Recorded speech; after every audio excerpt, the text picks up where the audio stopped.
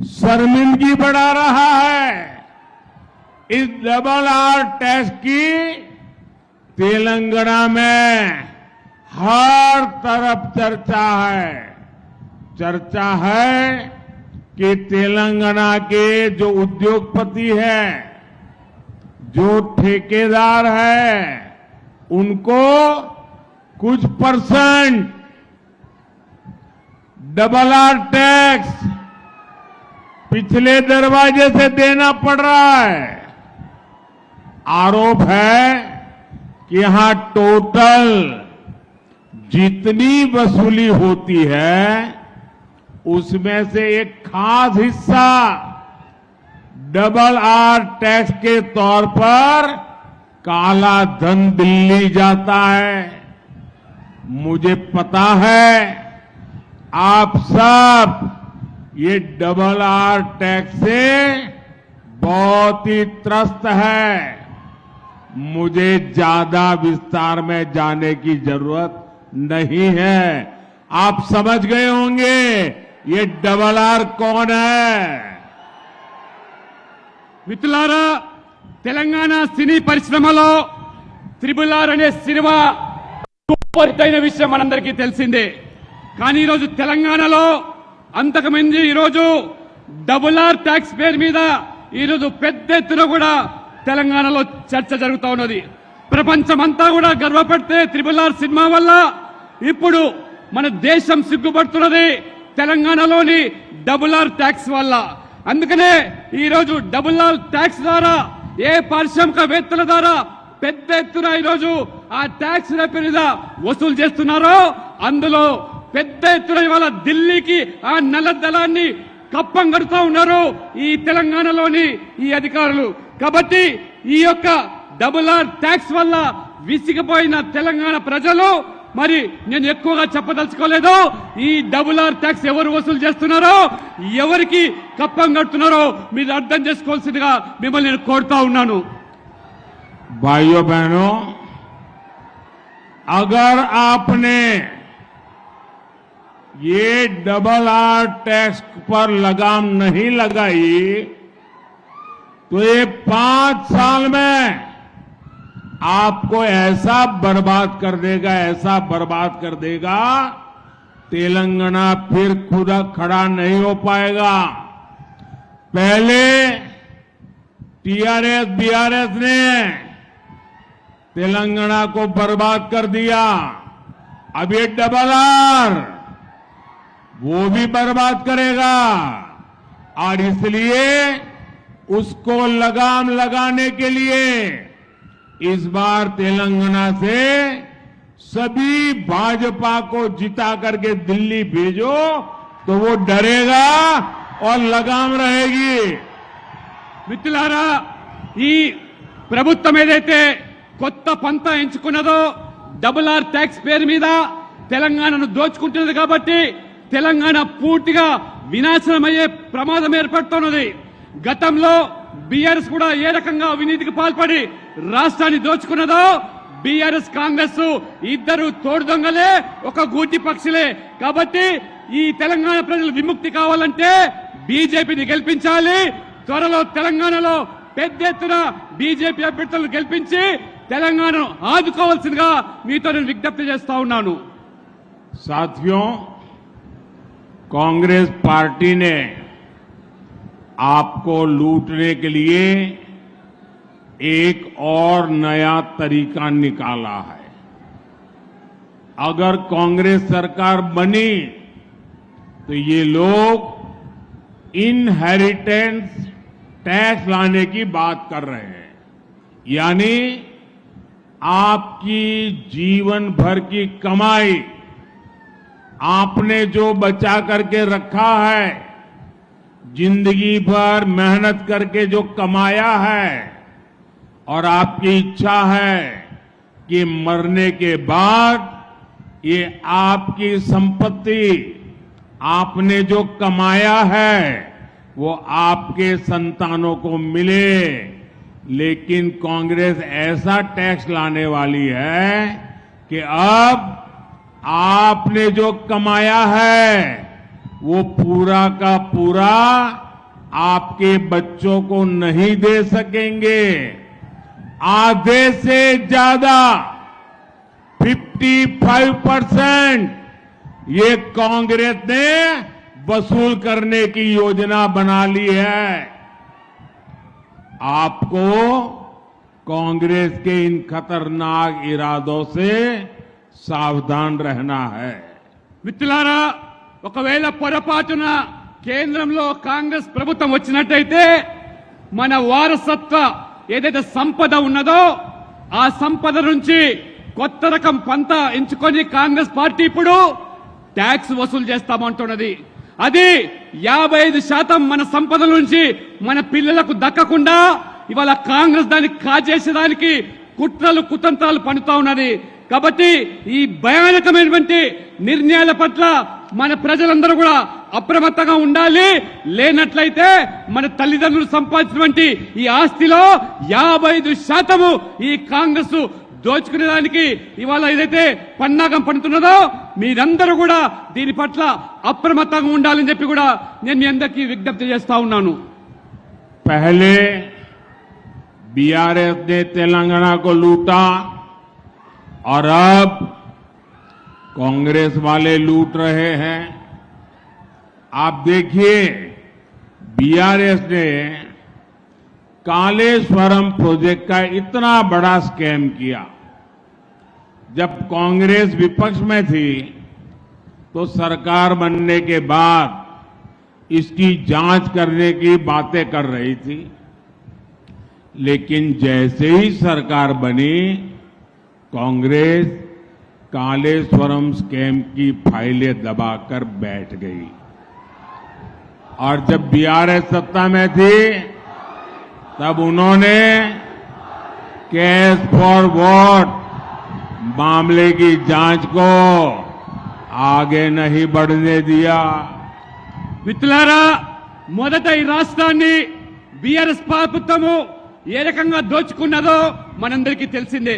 ఆనాడు కాళేశ్వరం యొక్క ప్రాజెక్టు పేరు మీద జరిగిన కుంభకోణము, ఆనాడు ప్రతిపక్షంలో ఉన్నటువంటి కాంగ్రెస్ పార్టీ ఏ రకంగా కాళేశ్వరంలో బీఆర్ఎస్ దోచుకున్నదో ఆ రోజు మాట్లాడినటువంటి ఆ కాంగ్రెస్ పార్టీ ఇవాళ అధికారంలోకి వచ్చిన తర్వాత ఆ కాళేశ్వరం ప్రాజెక్టు సంబంధించినటువంటి ఫైల్ అన్ని కూడా తొక్కిపెట్టి ఏ రకంగా ఇవాళ ద్వంద్వ నీతి అవలంబిస్తున్నదో మనమందరం కూడా గమనిస్తా ఉన్నాము.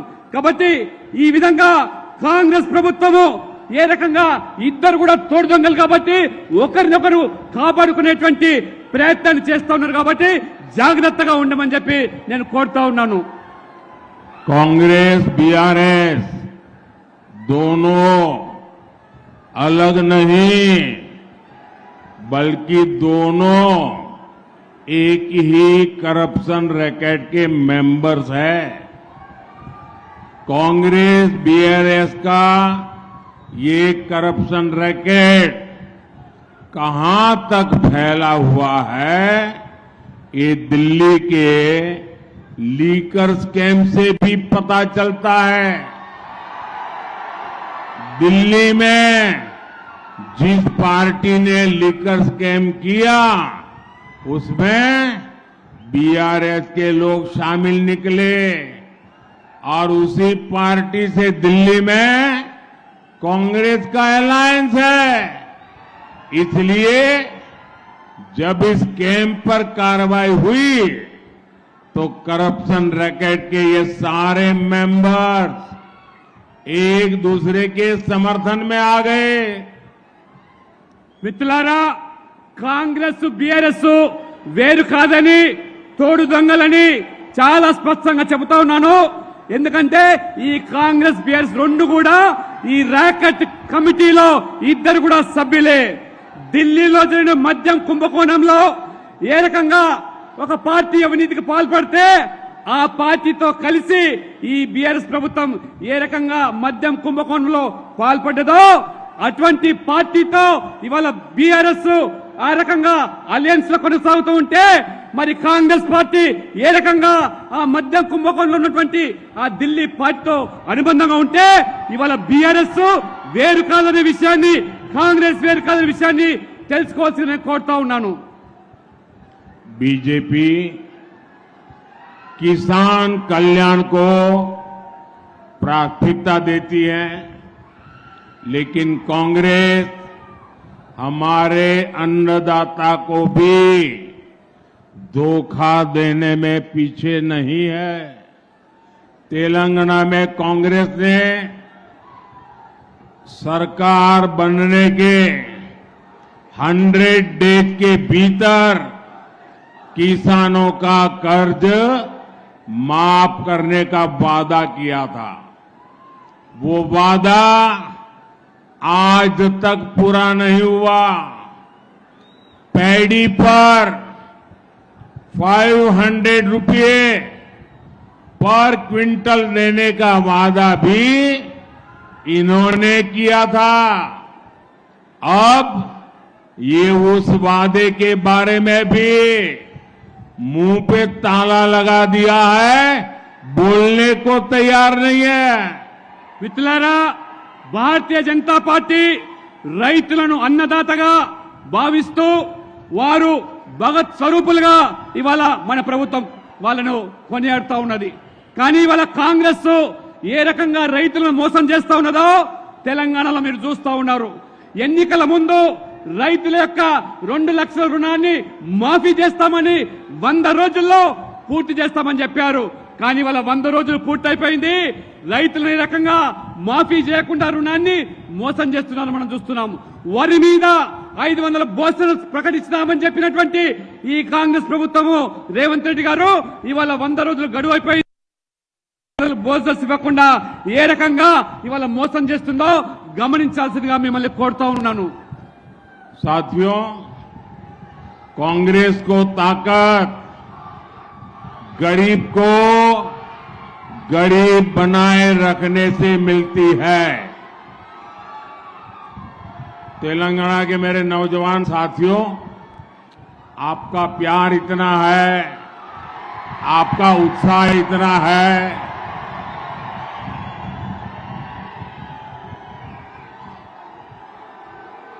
मैं आपके इस प्यार के लिए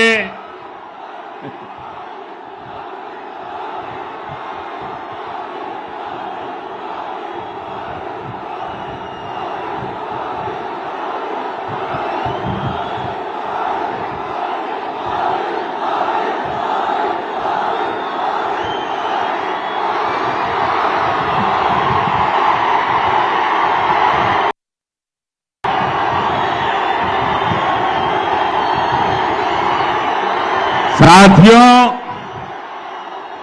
ये आपका उत्साह, आपका प्यार इतना जबरदस्त है कि आज ये डबल आर की नींद उड़ जाएगी। మిత్రులారా, యువకులారా, మీ ఉత్సాహాన్ని ప్రేమను చూస్తా ఉంటే మరి ఈ రోజు ఈ ప్రభుత్వము మరి కనువిప్పు కావాలి.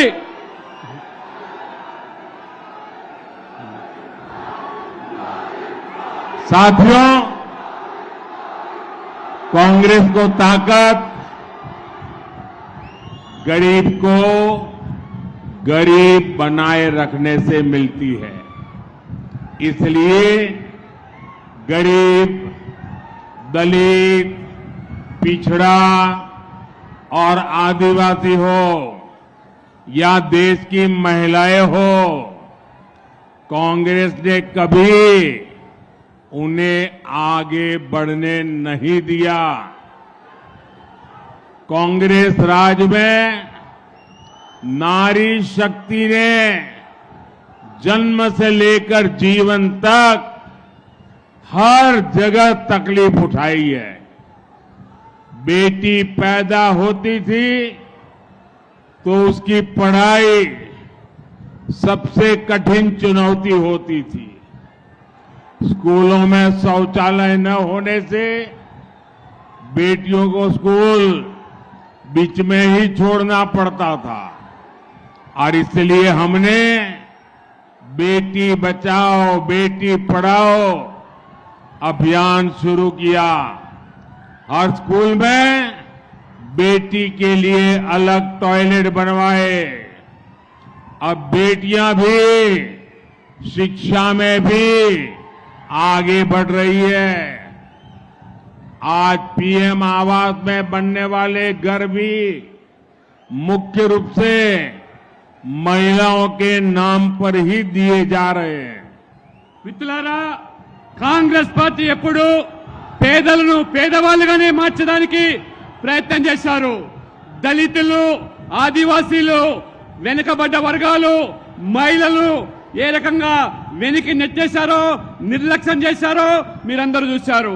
కానీ మా ప్రభుత్వము మహిళా శక్తి పేరు మీద, నారీ శక్తి పేరు మీద అబ్బాయిలు చదువుకునేదానికి వాళ్ళకి కావలసిన సదుపాయాలు కల్పించడానికి బేటీ బచావ్ బేటీ పడావ్ ప్రత్యేకంగా పాఠశాలలో అమ్మాయిలకు టాయిలెట్లు విధిగా నిర్మించి ఏ రకంగా ఆ అమ్మాయిలను ఆ రకంగా శక్తివంతులు చేస్తా ఉన్నామో, ఇవాళ ప్రధానమంత్రి ఆవాస్ యోజన పేరు మీద పేదలకు నిర్మించే పక్క ఇల్లు కూడా మహిళల పేరు మీద ఇస్తున్నామంటే మహిళలకు ఇవాళ మోదీ ప్రభుత్వం ఇస్తున్నటువంటి గౌరవాన్ని కూడా మీరు ఇవాళ గమనిస్తా ఉన్నారు.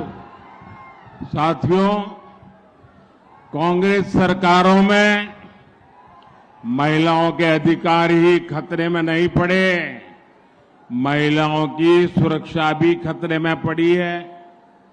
महिलाओं की सुरक्षा और वोट बैंक में इन्हें जब चुनना होता है तो ये वोट बैंक चुनते हैं।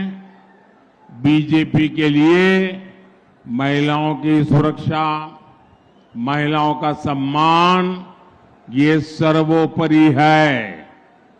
कोई भी व्यक्ति चाहे वो कितना भी बड़ा क्यों ना हो, अगर वो महिलाओं के सम्मान के साथ खिलवाड़ करता है तो उसे बख्शा नहीं जाना चाहिए। हमने इन 10 वर्षों में महिला सुरक्षा को लेकर कड़े कानून बनाए हैं। फांसी तक की सजा का कानून हमने बनाया है। अगले 5 वर्षों में हम इसी दिशा में और मजबूती से काम करेंगे। మిత్రులారా, మహిళల అధికారాలే కాదు కాంగ్రెస్ పార్టీ హరించింది, మహిళలకు కూడా రక్షణ లేకుండా ఓటు బ్యాంకు రాజకీయాలకు ఏదైతే పాల్పడ్డదో ఇవాళ మా ప్రభుత్వం ఖచ్చితంగా మహిళల రక్షణ కోసము అవసరమైనటువంటి కొత్త చట్టాలు తీసుకురావడమే కాకుండా మహిళలను గౌరవించకుండా కించపరిచేటువంటి ఏ వ్యక్తులైనా శక్తులైనా ఉరిశిక్ష సైతం విధించేటువంటి ఒక కఠినమైనటువంటి చట్టాలను తీసుకొచ్చి ఇవాళ మహిళలను ఆదరిస్తుంది, గౌరవిస్తుంది మా ప్రభుత్వము. साथियों, जब एक सरकार मजबूत होती है, जब एक सरकार निर्णायक होती है और एक सरकार जो सिर्फ और सिर्फ देशभक्ति से काम करती है, तो वो कैसे इतिहास रच सकती है? आप सब देख रहे हैं, अयोध्या में भव्य राम मंदिर इसका उदाहरण है। प्रभु राम मंदिर की प्रतीक्षा 500 वर्षों से थी। जो मंदिर आजादी के तुरंत बाद बनाया जाना चाहिए था, वो सपना आज दिल्ली में मजबूत सरकार होने के कारण आंखों के सामने पूरा हो गया। अब आप मुझे बताइए, ये अयोध्या में राम मंदिर बना के नहीं बना? बना के नहीं बना? किसने बनाया? किसने बनाया? किसने बनाया? ये अयोध्या का राम मंदिर मोदी ने, ये अयोध्या का राम मंदिर आपके एक वोट के कारण बना है। आपके मजबूत वोट ने देश में से जो मजबूत वोट मिला, हमें पूर्ण बहुमत मिला और इसके कारण ये भगवान राम का मंदिर बना। हमारे लिए एक एक वोट आपके सपनों को लेकर के आता है और हमारी एक एक पल आपके सपनों को संकल्प बनाने के लिए हम खपा देते हैं। साथियों, हमारे लिए तो आपका एक एक वोट सर्वोपरि है। हमारे लिए तो आपका सपना सर्वोपरि है। कांग्रेस के लिए उनका वोट बैंक ही सर्वोपरि है। जो कांग्रेस का वोट बैंक नहीं, उसकी आस्था कांग्रेस के लिए कोई मायने नहीं रखती। इसलिए यहां तेलंगाना में हमारे पर्व त्योहारों पर रोक लगाने की कोशिश हो रही है। हैदराबाद में राम नवमी की शोभा यात्रा तक पर प्रतिबंध लगाया जा रहा है ताकि वोट बैंक नाराज ना हो जाए। మిత్రులారా, ప్రభుత్వం పటిష్టంగా నిర్ణయాత్మకంగా ఉంటే దేశభక్తి ఏ రకంగా కొత్త చరిత్రను సృష్టిస్తామో మీరందరూ కూడా కళ్ళారా చూశారు. రాముడు జన్మించినటువంటి అయోధ్యలో భవ్యమైనటువంటి రామ మందిరం నిర్మాణం అయిందంటే అది నిజంగా మీ అందరి యొక్క సమర్థతతోనే, మీ అందరి యొక్క సహకారంతోనే సాధ్యమైంది. స్వాతంత్రం పూర్వమే ఈ రామ మందిరం నిర్మాణం కావాల్సి ఉంది. కానీ ఢిల్లీలో పటిష్టమైన ప్రభుత్వం లేకపోవడం వల్ల అది సాధ్యం కాలేదు. మీరందరూ కూడా ఏమనుకుంటున్నారు? మోదీయే ఈ బ్రహ్మమైనటువంటి మందిరం కట్టారని మీరు అనుకుంటున్నారు. కాదు, మీరందరూ కూడా వేసిన ప్రతి ఓటు వల్ల ఒక పటిష్టమైనటువంటి, ఒక సమర్థమైనటువంటి ప్రభుత్వం ఏర్పడడం వల్లనే ఈ మందిరం సాధ్యమైంది. మీ యొక్క సహకారంతోనే ఈ మందిరం నిర్మాణమైంది. అందుకనే మీరు వేసే ప్రతి ఓటు మీ కలలను సాకారం చేయడానికి మేము ఉపయోగపడతాము తప్పితే మీ కలలు సాకారం చేయడానికి, మీ కన్న కలను కూడా నిజం కావాలంటే మా జీవితం అంతా కూడా ఈ దేశం కోసం దారపోశాము. కాబట్టి కాంగ్రెస్ ఏనాడు కూడా ఈ దేశం కోసం కాదు, ప్రతి ఓటు బ్యాంకు రాజకీయాలకు పాల్పడుతూ ఓటు కోసం పట్టపిస్తుంది తప్పితే మెజార్టీ ప్రజల యొక్క విశ్వాసాలకు భంగం కలిగే విధంగా ఏ రకమైనటువంటి ఓటు బ్యాంకు రాజకీయాలకు పాల్పడుతుందో ఇవాళ మనం తెలంగాణలో, హైదరాబాద్ లో చూస్తున్నాము. మన పండుగలు నిర్వహించుకోవాలంటే అనేక ఆంక్షలు, మన పండుగలు జరుపుకోవాలంటే అనేకమైన షరతులు. చివరికి హైదరాబాద్ లో భవ్యమైనటువంటి శ్రీరామ నవమి శోభయాత్ర జరపాలంటే కూడా ఈ ప్రభుత్వము ఎన్ని ఆంక్షలు విధించిందో, ఎన్ని రకాల వేధింపులకు గురి చేసిందో కేవలము ఒక వర్గం వారి ఓట్ల కోసమనే విషయాన్ని మీరు తెలుసుకోవాల్సిగా నేను కోరుతా ఉన్నాను. साथियों, जब तेलंगाना संयुक्त आंध्र प्रदेश का हिस्सा था, तब 2004 और 2009 में उस संयुक्त आंध्र ने कांग्रेस को रिकॉर्ड संख्या में एमपी एमएलए दिए थे। कांग्रेस ने यहां एससी, एसटी, बीसी की चिंता करने की जगह उनके आरक्षण पर डाका डालना शुरू कर दिया। कांग्रेस ने तब के आंध्र प्रदेश को तुष्टीकरण की प्रयोगशाला बना दिया था। कांग्रेस ने बीसी के हक का आरक्षण उठाकर मुस्लिमों को दे दिया। మిత్రులారా, ఆంధ్రప్రదేశ్ ఉమ్మడి రాష్ట్రంలో 2004, 2009లో రికార్డు స్థాయిలో ఎంపీలను గెలిపించారు. కానీ ఆ కాంగ్రెస్ పార్టీ గెలిచిన తర్వాత ఎస్సీ, ఎస్టీ, ఓబీసీల హక్కులను హరించడమే కాకుండా ఏ రకంగా వాళ్ళ అధికారాలను కాలరాసిందో మీరు కల్లారా చూశారు. ఆ రోజు కాంగ్రెస్ పార్టీ ఆంధ్రప్రదేశ్ ను ఒక ప్రయోగశాలగా మార్చి ఓబీసీల హక్కులను కాలరాసి ఓబీసీలో ఉన్న వాటాలను ముస్లింల కోసం ఏ రకంగా ఆ రిజర్వేషన్ కల్పించి ఓబీసీల యొక్క హక్కులను కాలరాశారు. కాబట్టి కేవలం ముస్లింల మెప్పు కోసము బీసీలను ఏ రకంగా వాళ్ళను ఇవాళ అధికారులకు కోసారో మీరు చూస్తున్నారు. కాబట్టి మీరు ఈ కాంగ్రెస్ యొక్క ద్వంద్వ నీతితో కూడా ఆలోచన చేయాల్సిగా నేను కోరుతా ఉన్నాను. भाइयों बहनों, आप मुझे बताइए, हमारे तेलंगाना में और हमारे इस इलाके में जो लिंगायत समाज के लोग हैं, जो मराठा समाज के लोग हैं, उसमें 26 कास्ट ऐसी है जो ओबीसी में जाने के लिए मांग कर रही है. लंबे अरसे से चर्चा चल रही है.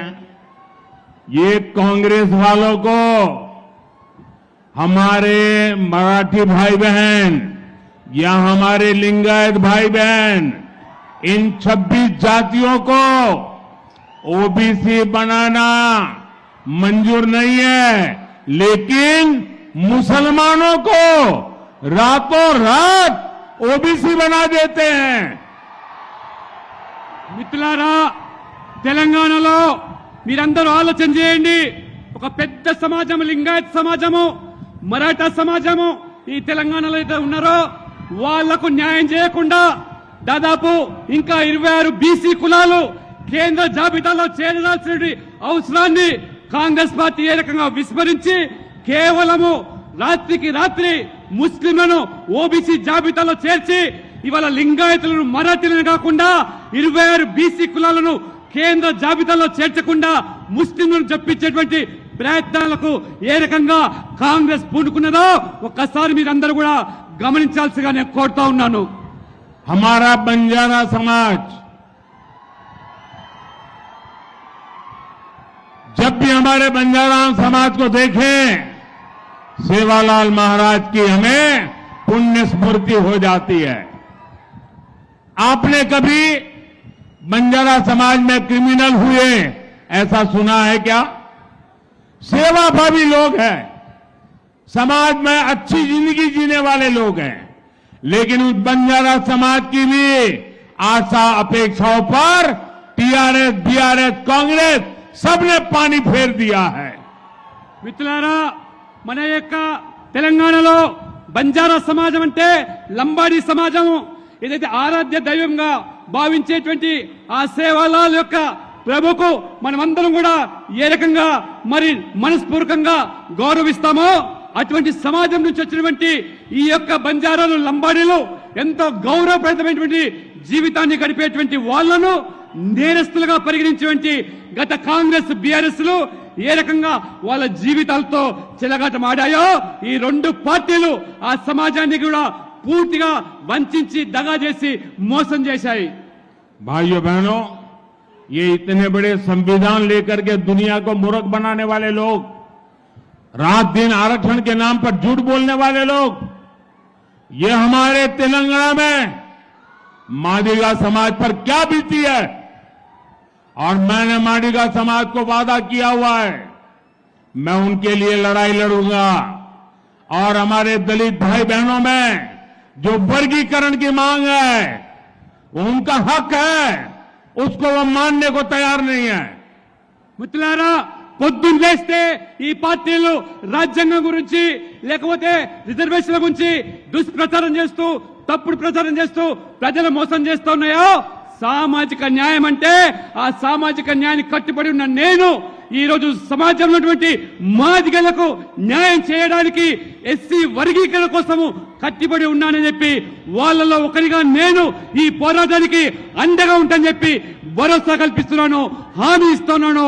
మాదిగలు మీరు న్యాయమైన కోరికలకు భారతీయ జనతా పార్టీగా మేము అండగా ఉన్నామని చెప్పి కూడా పూర్తి విశ్వాసం కల్పిస్తా ఉన్నాము.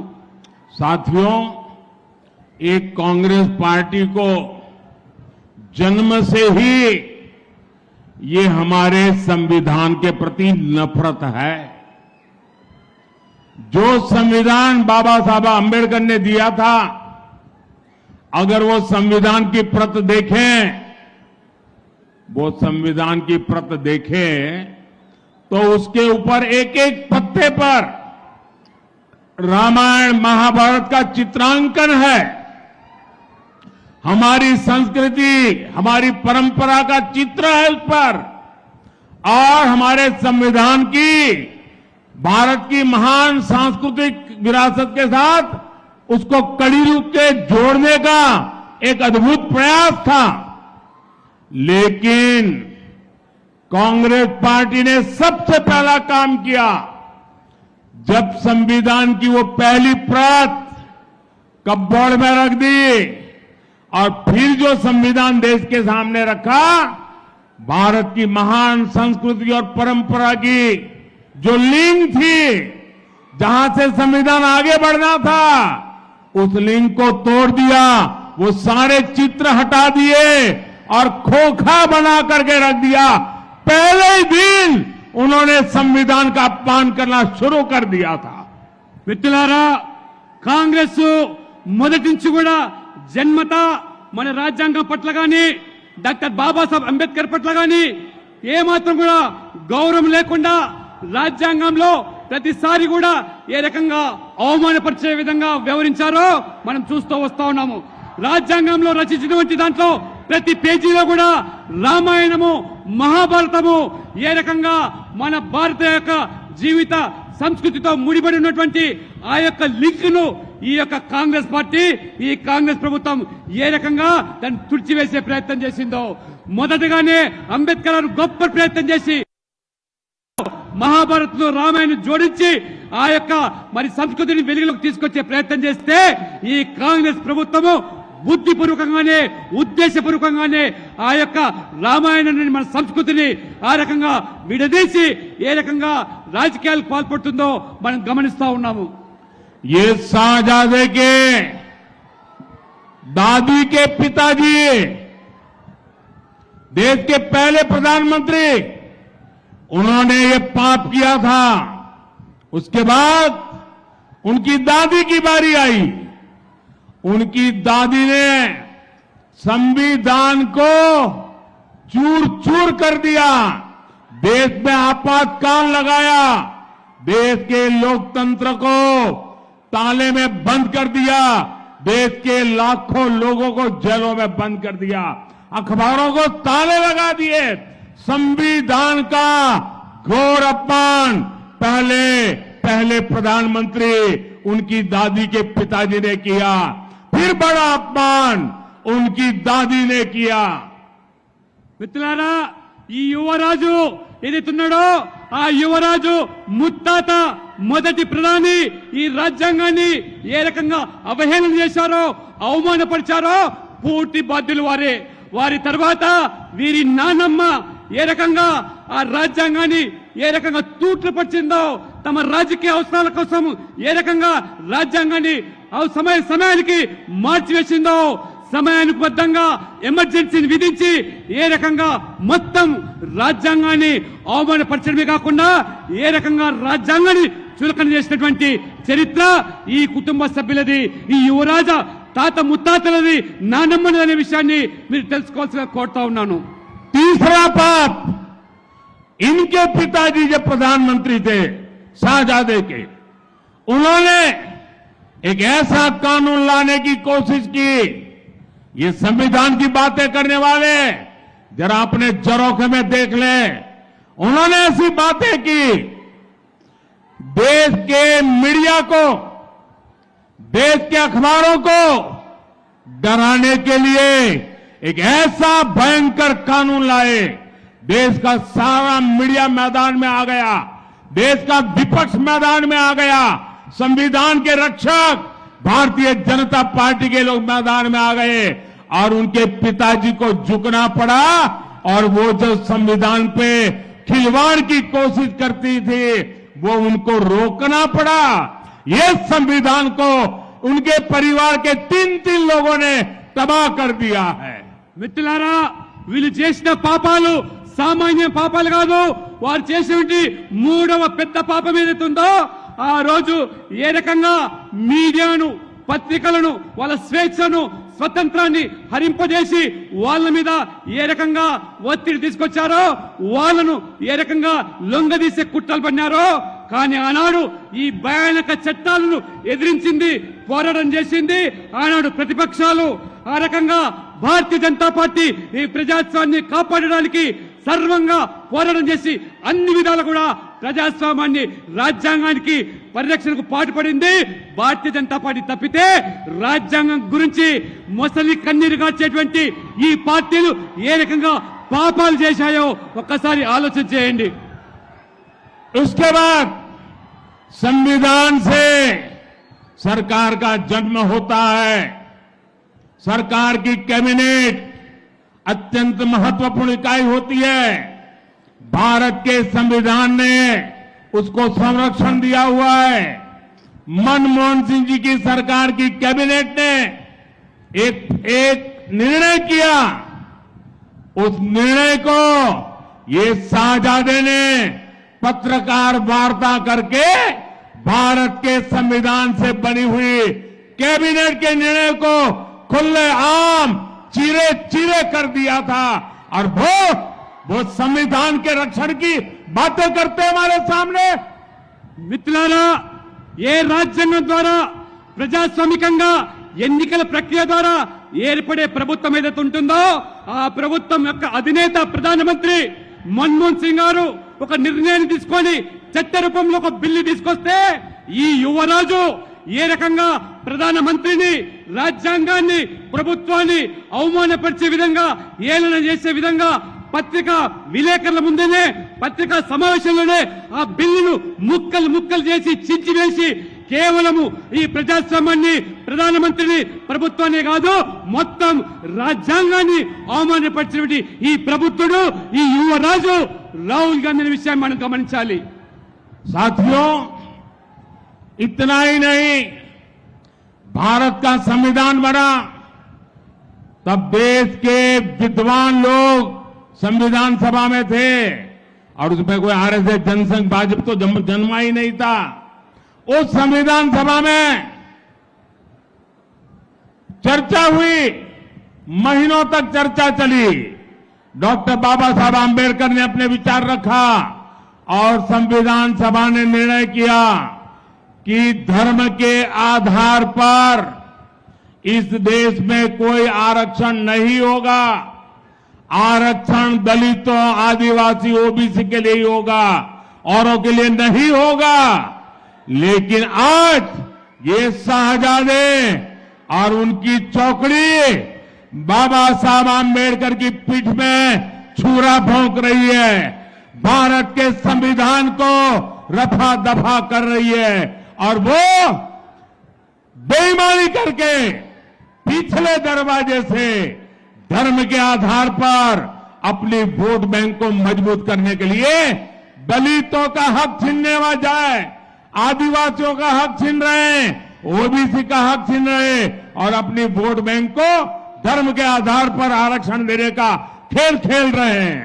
మిత్రులారా, ఆ గొప్ప రాజ్యాంగాన్ని మేధావులు ఆ యొక్క రాజ్యాంగం రచించడంలో బాబాసాహెబ్ అంబేద్కర్ ఏ రకంగా ప్రముఖ పాత్ర పోషించాడో చర్చల అనంతరము, మాసాల అనంతరం నెలల తరబడి జరిగినటువంటి చర్చల తర్వాత ఒక గొప్ప రాజ్యాంగాన్ని రచిస్తే ఆ రాజ్యాంగంలో చాలా స్పష్టంగా మతపరమైన రిజర్వేషన్లకు తావు లేదు.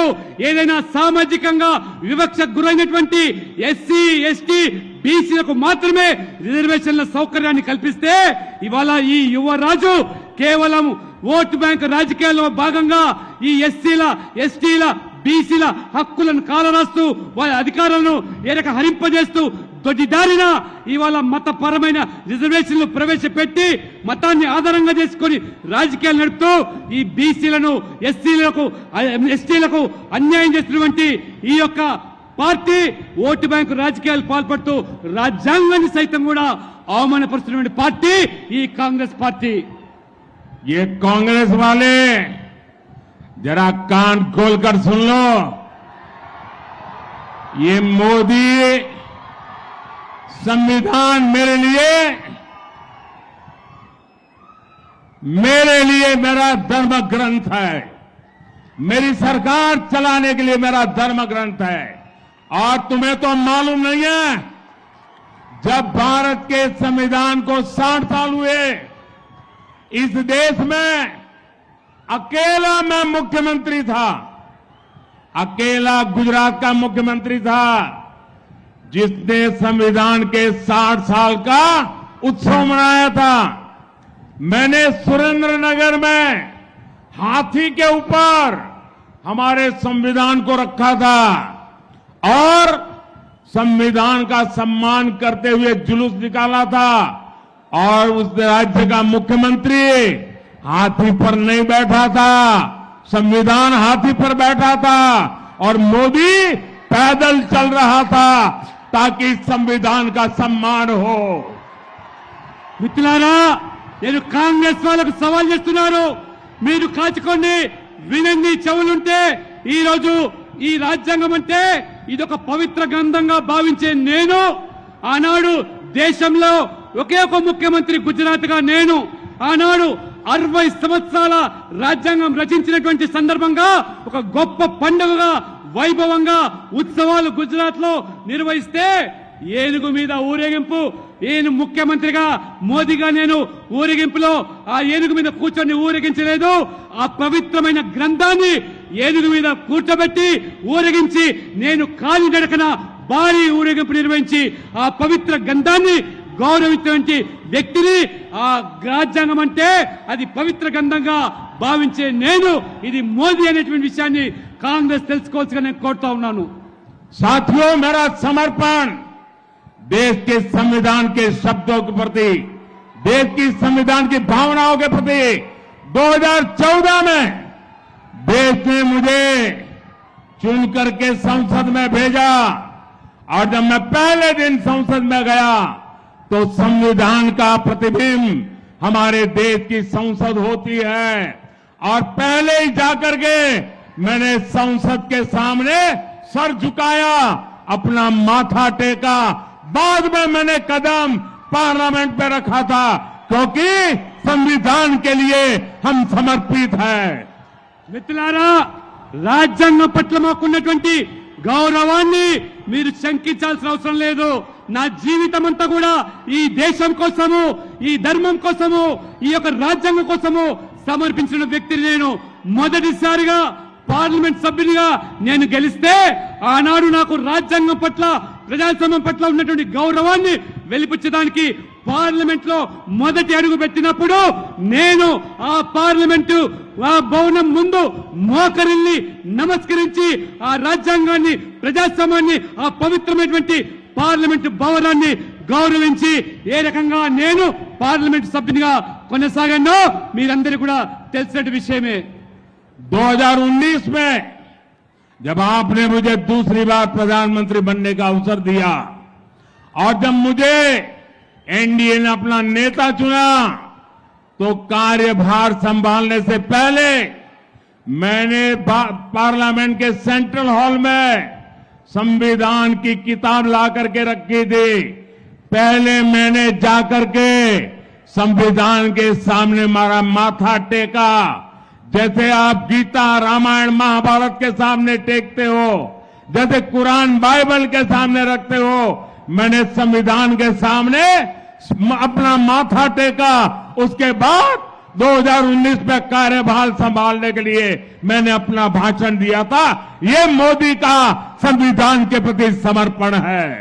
మిత్రులారా, 2019లో రెండవసారి మీ యొక్క సమర్థనతోని ప్రధానమంత్రిగా నేను ఎన్నికైన తర్వాత, ఎన్డీఏ నేతగా ఎన్నిక తర్వాత నేను నా బాధ్యతలు స్వీకరించే మొదలు ఆ పార్లమెంట్ సెంట్రల్ హాల్లో ఆ పవిత్రమైనటువంటి ఆ గ్రంథము, ఆ రాజ్యాంగాన్ని ఆ సెంట్రల్ హాల్లో ప్రవేశపెట్టి ఆ సెంట్రల్ హాల్ ఆ పవిత్ర గ్రంథం ముందు నేను ఏ రకంగా ఆ యొక్క గ్రంథాన్ని ఒక పవిత్ర గ్రంథంగా, ఏ రకంగా ఇవాళ భగవద్గీతగా, ఖురాన్ గా, బైబిల్ గా అన్ని వర్గాలు ఏ రకంగా పవిత్ర గ్రంథాలుగా భావిస్తాయో నేను సైతం కూడా ఈ రాజ్యాంగం కూడా అంతే పవిత్ర గ్రంథంగా భావించి ఆ రామాయణ, మహాభారత లాంటి గ్రంథాలుగా స్వీకరించి నేను ఆ రకంగా పార్లమెంట్ లో ఆ రకంగా ప్రధానమంత్రిగా బాధ్యతలు స్వీకరించి మొట్టమొదటి ఉపన్యాసం చేశారు.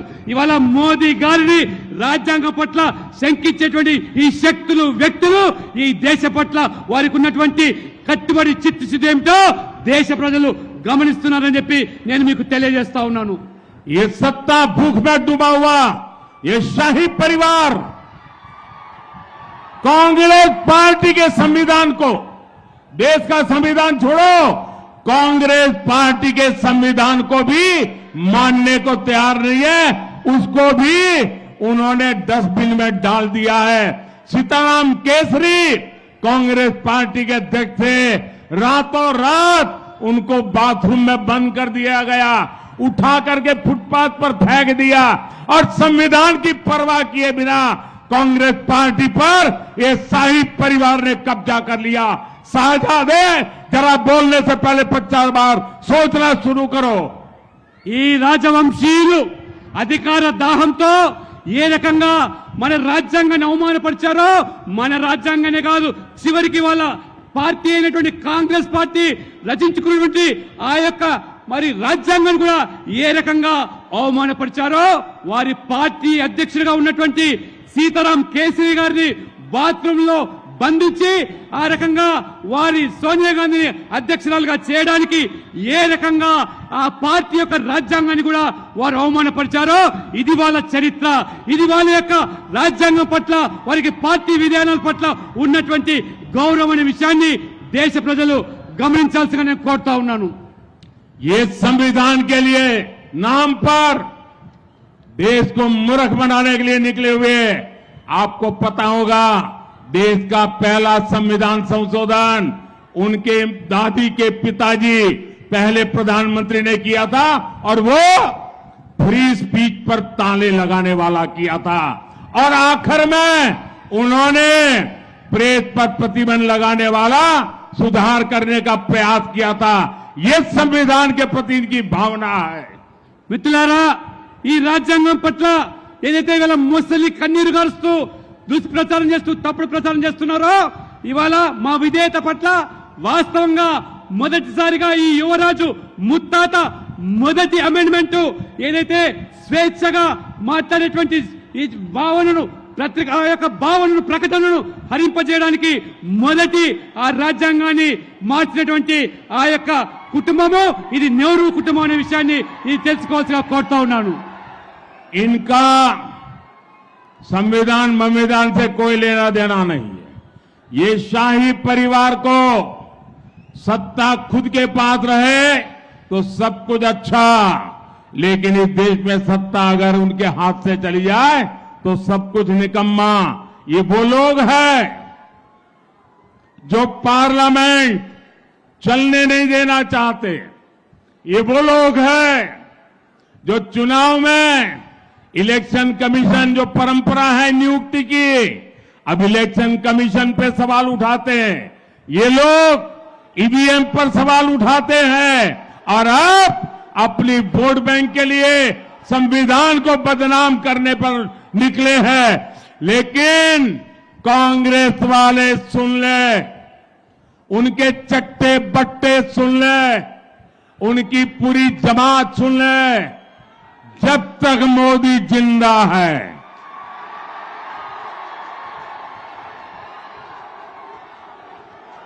जब तक मोदी जिंदा है, मैं संविधान का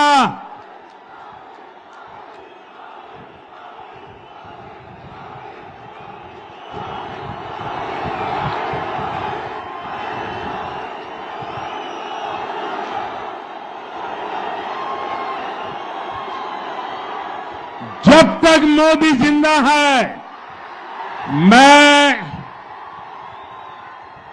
दलितों का आरक्षण, आदिवासियों का आरक्षण, ओबीसी का आरक्षण, मुसलमानों को धर्म के आधार पर नहीं देने दूंगा, नहीं देने दूंगा, नहीं देने दूंगा. మిత్రులారా, ఈ రాజవంశీయులు ఈ దేశాన్ని పాలించేదే మా జన్మ హక్కని రాజ్యాంగం పట్ల గాని ప్రజాస్వామ్యం పట్ల గాని ఏ మాత్రం కూడా విశ్వాసం లేనివంటి ఈ కుటుంబము మేము అవసరమైతే ఈ పార్లమెంట్ కూడా నడవనీయము. ఇవాళ మీరు అధికారంలో ఉంటే మాకు ఈ అధికారాన్ని కావడానికి దేనికైనా దిగజారుతామని చెప్పి ఇవాళ రాజ్యాంగ సంస్థలైనటువంటి ఎన్నికల కమిషన్ మీద ఇవాళ అనుమానాలు వ్యక్తం చేస్తూ ఉంటారు. ఈవీఎంల మీద కూడా వాళ్ళు ప్రశ్నలు లేవనెత్తుతూ ఉంటారు. వాళ్ళు గెలవకపోతే అందరినీ కూడా అవమానపరుస్తూ ఉంటారు. ఈ ఓటు బ్యాంకు రాజకీయాలకు చివరికి రాజ్యాంగం పట్ల కూడా ఇవాళ ఏ రకంగా దుష్ప్రచారం చేస్తున్నారో నేను ఇవాళ వీళ్ళ యొక్క తొత్తులకు వీళ్ళందరికీ చెంచాలకు కూడా నేను సవాల్ చేస్తా ఉన్నాను. ఈ మోదీ బతికున్నంత వరకు రాజ్యాంగాన్ని కదిలించేటువంటి వ్యక్తి శక్తి ఈ ప్రపంచంలో ఎవరు ఉండరని, ఈ రాజ్యాంగాన్ని కాపాడే పూర్తి బాధ్యత మోదీగా నేను తీసుకుంటున్నాను. ఈ రాజ్యాంగం పట్ల ఏ రకంగా దళితులకు, ఎస్సీలకు, ఎస్టీలకు, ఓబీసీలకు రిజర్వేషన్లు కొనసాగుతున్నాయో ఆ రిజర్వేషన్లకు మతపరంగా ముస్లింలకు దారాదత్తం చేస్తాంటే సహించే ప్రసక్తి లేదు. నేను బతికున్నంత కాలం వాటిని అప్పగించనని చెప్పి కూడా నేను ఈ రోజు సవాల్ చేస్తా ఉన్నాను. ఇవాళ साथियों, मैं आज तेलंगाना की धरती से ऐलान करता हूं, मोदी की तीसरी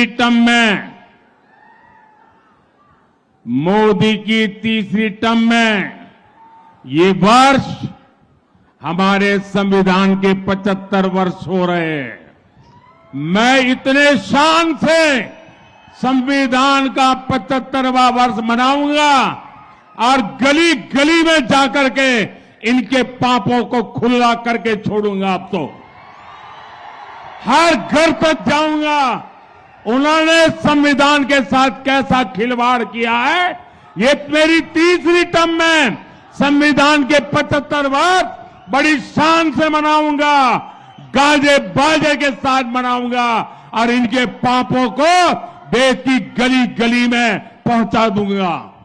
మిత్రులారా, ఈ తెలంగాణ నుంచి నేను ప్రకటిస్తా ఉన్నాను, మోదీగా నేను 3వసారి ప్రధానమంత్రి అయిన తర్వాత ఈ 75 సంవత్సరాలు రాజ్యాంగాన్ని రచించి పూర్తయ్యే సందర్భంలో తప్పకుండా ఈ 70 సంవత్సరాల రాజ్యాంగ అంగరంగ వైభవంగా ఈ దేశవ్యాప్తంగా ప్రతి పల్లెల్లో ప్రతి పట్టణంలో కూడా వైభవంగా బాజా బదింతులతో జరుపుకోవడమే కాకుండా ఆ రాజ్యాంగాన్ని గౌరవం పెడే రీతిలో ప్రజలను భాగస్వామ్యం చేయడమే కాకుండా వీళ్ళ పాపాలను, ఈ రాజవంశీయుల పాపాలను ఎండగడుతూ ప్రజల ముందు దోషిగా నిలబెట్టడానికి రాజ్యాంగానికి అడుగడుగునా ఏ రకంగా అవమానపరిచారు, తూట్టుపరిచారు, మీ యొక్క అధికార దాహంతో రాజ్యాంగాన్ని ఏ రకంగా కించపరిచారో ఈ 75 సంవత్సరాల ఈ యొక్క ఉత్సవాల సందర్భంగా మీ భాగవతాన్ని బయట పెడతానని, బహిర్గతం చేస్తానని చెప్పి కూడా నేను సవాల్ చేస్తా ఉన్నాను.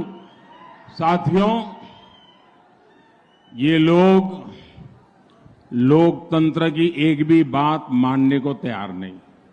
ये चुनाव लोकतंत्र का सबसे पवित्र उत्सव होता है, लेकिन इस चुनाव में इन्होंने एक नया उद्योग शुरू किया है. लोकतंत्र की भावना को चूर चूर करने वाला नया उद्योग शुरू किया है. इन लोगों ने फेक वीडियो बनाकर देश में लोगों को गुमराह करने का, समाज में तनाव पैदा करने का, संघर्ष का वातावरण बनाने का खेल शुरू किया है.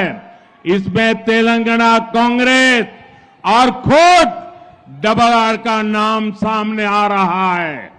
आप मुझे बताइए, क्या संवैधानिक पद पर बैठे लोगों से ऐसी हरकत करने की उम्मीद कोई देशवासी कर सकता है क्या? మిత్రులారా, ఈ ప్రజాస్వామ్యంలో భాగంగా ఒక ఎన్నికల ప్రక్రియ, ఆ ఎన్నికల ప్రక్రియ ఒక పండుగ వాతావరణంలాగా ప్రజాస్వామ్యాన్ని జరుపుకునేటువంటి మన హక్కు, ప్రజాస్వామ్యం ఇచ్చినటువంటి మనకు స్వేచ్ఛ. అటువంటి ప్రజాస్వామ్యాన్ని ఇవాళ ఈ కాంగ్రెస్ నాయకులు అవమానపరిచే విధంగా వాళ్ళు ఓటమి ఛాయలో, ఓటమి నైరాశ్యంలో ఏ రకంగా దిగజారుతున్నారో ఈ తెలంగాణలో ఒక ఫేక్ వీడియో సృష్టించి ఏ రకంగా ఈ సమాజాన్ని విచ్ఛిన్నం చేయడానికి కుట్రలు కుతంత్రాలు పండుతున్నారో, ఎన్నికల్లో గెలవలేమని చెప్పి ఏ రకమైనటువంటి దిగజారు చర్యలకు పాల్పడుతున్నారో తెలంగాణ కాంగ్రెస్ పార్టీ, అదే రకంగా RRR గా ఇవాళ కొనసాగుతున్నటువంటి ఈ యొక్క రాజు ఈ తెలంగాణలో అత్యంత పవిత్రమైనటువంటి రాజ్యాంగ పదవిని అనుభవిస్తున్నటువంటి ముఖ్యమంత్రి చేసే పని అని చెప్పి తెలంగాణ సమాజం ఇవాళ ప్రశ్నిస్తున్నది. కాబట్టి ఖచ్చితంగా తెలంగాణ ప్రజలు దీన్ని ఎదుర్కోవడానికి ఎన్నికల ప్రక్రియ ద్వారా ప్రజాస్వామ్య ప్రక్రియ ద్వారా ముందుకు రావాల్సిందిగా మేము కోరుతా ఉన్నాము. साथियों, तेलंगाना और देश के विकास के लिए बीजेपी ही विकल्प है, बीजेपी ही संकल्प है. हमारी सरकार ने तेलंगाना के विकास के लिए लाखों करोड़ रुपए दिए हैं. इससे गरीब कल्याण के कार्यों में तेजी आई है. आज तेलंगाना में 4 वंदे भारत ट्रेन चल रही है. आज तेलंगाना के 40 रेलवे स्टेशन, 40 रेलवे स्टेशन का अमृत स्टेशन के रूप में विकास किया जा रहा है. इसमें हमारा जहीराबाद रेलवे स्टेशन भी शामिल है. हम मेडक, येलारेडी, बोधन, भैंसा मार्ग को नेशनल हाईवे घोषित करके उसका विकास करने जा रहे हैं. संगारेड्डी, नांदेड़, अकोला नेशनल हाईवे का काम भी पूरा हो गया है. इससे अंदोल, नारायणखेड़ और जुक्कल क्षेत्र में कनेक्टिविटी की अच्छी सुविधा मिलेगी. మిత్రులారా, తెలంగాణలో బీజేపీ మాత్రమే ప్రత్యామ్నాయము.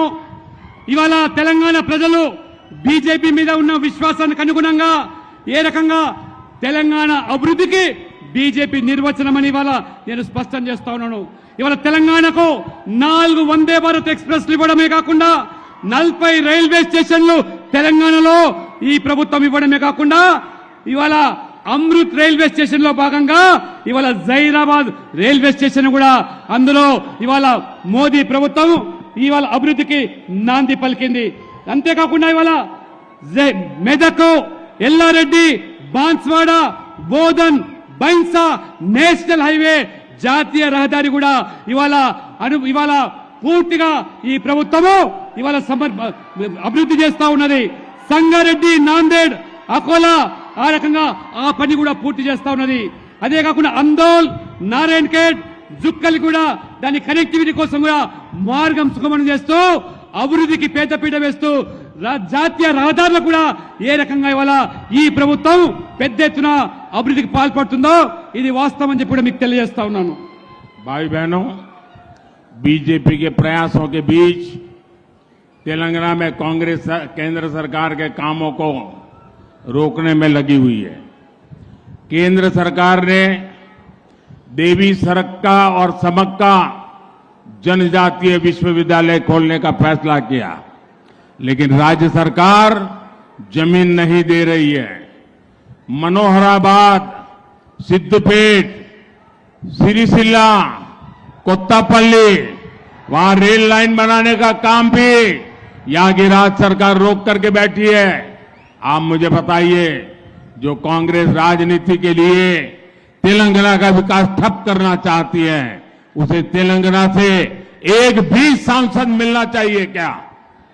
మిత్రులారా, ఇవాళ భారతీయ జనతా పార్టీ కేంద్రంలో ప్రభుత్వము తెలంగాణకు అభివృద్ధికి పెద్దపీట వేస్తూ అన్ని రంగాల్లో కూడా సముచితమైనటువంటి భాగస్వామ్యం కల్పిస్తా ఉంటే మన గిరిజనుల ఆదివాసుల ఆరాధ్య దైవము సమ్మక్క సారక్కల పేరు మీద ఆ యొక్క ట్రైబల్ యూనివర్సిటీకి మంజూరు చేస్తే ఈ రాష్ట్ర ప్రభుత్వం కనీసం భూమి ఇవ్వకుండా ఏ రకంగా అడ్డుపడుతున్నదో ఒకసారి మీరు గమనించాలి.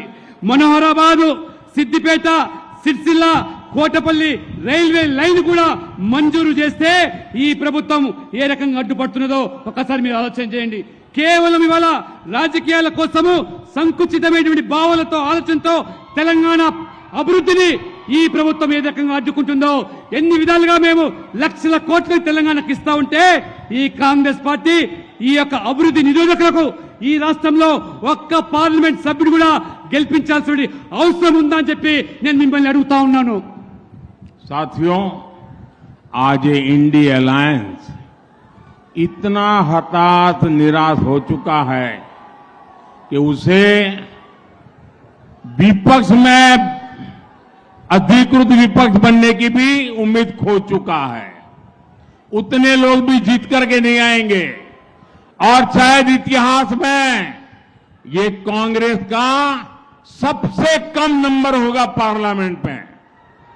आज इनके अलायंस में कोई ऐसी पार्टी नहीं है जो 272 सीट पर चुनाव लड़ रही हो, इसलिए इन्हें वोट देकर अपना वोट खराब करने के लिए कोई भी समझदार हिंदुस्तानी नहीं वोट डालेगा। मेरा आपसे अनुरोध है, 13 मई को जहीराबाद से बीजेपी कैंडिडेट श्री भीमराव बसंतराव पाटिल और मेडक से एम रघुनंदन राव, मेरे इन साथियों को विजयी बनाइए और उनको जब आप वोट देंगे ना, वो वोट सीधा सीधा मोदी को मिलेगा। वो वोट सीधा सीधा मोदी को मिलेगा। मेरे साथ बोलिए, भारत माता की, भारत माता की। बहुत बहुत ధన్యవాదాలు। మిత్రులారా, ఈ విపక్ష కూటమి ఈసారి ప్రతిపక్ష హోదా కూడా దక్కే పరిస్థితి లేదు, ప్రతిపక్ష హోదా కావాల్సిన సీట్లు కూడా గెలిచే పరిస్థితి లేదు। అన్నిటికంటే చరిత్రలో తక్కువ సీట్లు ఈసారి కాంగ్రెస్ పార్టీకి రాబోతున్నాయి। కాబట్టి మీరు ఈ జైరాబాద్ నుంచి ఏ రకంగా వసంతరావు మరి పాటిల్ను, మెదక్ నుంచి రఘునందన్ రావును గెలిపించి మీరు వేసే ప్రతి ఓటు మోదీకి దక్కుతుందనే విషయాన్ని గమనించి ఓటు వేయాల్సిందిగా మీ కలను సాకారం చేయడమే మోదీ గ్యారెంటీ అని చెప్పి మీ అందరికీ నేను తెలియజేస్తా ఉన్నాను।